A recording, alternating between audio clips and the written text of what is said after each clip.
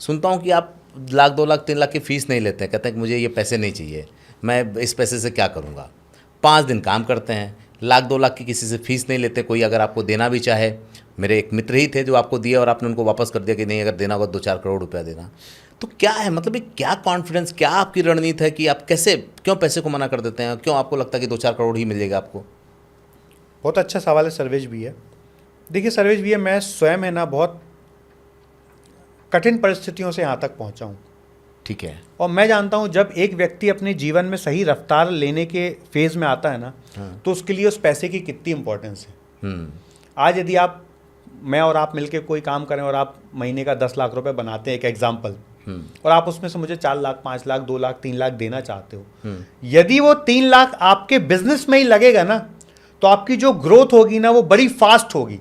हाँ। और यदि आपकी देने की नीयत है तो आप आज भी दोगे, 1 साल बाद भी दोगे, 10 साल बाद भी दोगे। हाँ। तो जब आप मुझे 3 लाख देने के लायक हो, हाँ। और मुझे पता है कि आप मुझे 3 करोड़ रुपए देने के लायक बन सकते हो, तो ये 3 लाख रुपए मैं आपके साथ आपके धंधे में निवेश करवाऊं ना। और जब आप 3 करोड़ देने के लायक बन जाओगे तो ले लूंगा। और यदि आपकी देने की नीयत नहीं है तो मैं कितनी भी लिखा पढ़ी कर लूं, इक्विटी ले लूं कंपनी में, आदमी की यदि नीयत खराब है तो बदल जाएगा।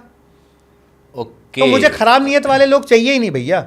मुझे अपने जीवन में 5 सर्वेश भाई बनाने हैं, और 5 सर्वेश भाई को 500 करोड़ का आदमी बना दूं। अब उन सबके साथ यदि मैं 10% का भी पार्टनर हूं तो मैं तो 500 करोड़ का आदमी बन ही गया ना। ये फार्मूला है। अब मुझे समझ में आया कि आप वो इन्वेस्टमेंट कर रहे हैं, वो एसआईपी कर रहे हैं कि आप 25 दिन घर होते हैं, वो 5 दिन में अपना ब्याज सारा दे करके चला जाता है। एक बात और इसमें ऐड करना चाहूँगा।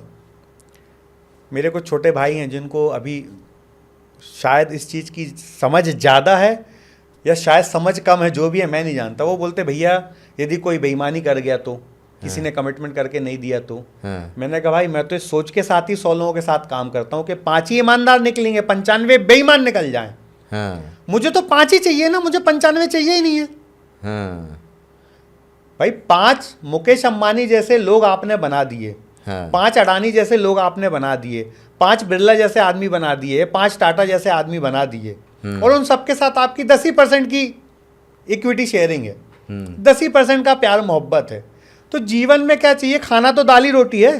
बात तो सही। 5,000 करोड़ कमा लोगे तो क्या सोने की रोटी खाओगे? नहीं। क्या खाओगे? बात तो सही है। गेहूं की रोटी खाओगे ना, बाजरे की रोटी खाओगे ना, मिलेट्स की रोटी खाओगे ना, 500 रुपए किलो का ही गेहूं खाओगे ना।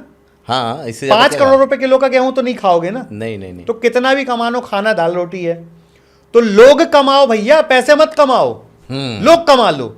आज सर्वेश भैया आप दिल पे हाथ रख के बोलो, आप 5-10 ऐसे लोगों को जानते होगे, मैं एक इशारा कर दूं कि भैया ये 3 करोड़ रुपए का प्लॉट आपको खरीदना है या 5 करोड़ का प्लॉट खरीदना, और उनके अकाउंट में पैसा और वो ना कह दें, ब्लाइंड इन्वेस्टमेंट करेंगे। इससे बड़ी कमाई क्या है?